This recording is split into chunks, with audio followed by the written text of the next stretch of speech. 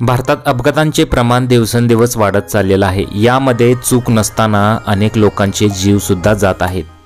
सध्या सोशल मीडियावरती या घटनेचा व्हिडिओ व्हायरल झालेला आहे। या व्हिडिओमध्ये काय झालेलं आहे पहा। चॅनलवरती नवीन असाल तर मराठी न्यूजला जरूर सबस्क्राइब करा। जर तुमच्यावर ही सिच्युएशन आली तर तुम्ही काय करायला पाहिजे तेही पहा। व्हायरल व्हिडिओमध्ये तुम्ही बघू शकता की एक दुचाकी स्वार चाललेला दिसत आहे। तो आपली गाडी अचानक बायपासकडे नेतो आणि त्यानंतर मागून येणारी गाडी धडकते। दुर्दैवाची गोष्ट म्हणजे मागील व्यक्तीचा मृत्यू झालेला आहे। ज्याने ही चूक केलेली आहे तो वाचला, परंतु मागील दुचाकी स्वाराचा मृत्यू झालेला आहे। तुमच्यावर अशी सिच्युएशन आली तर तुम्ही पुढे जाऊन परत मागे येऊ शकता।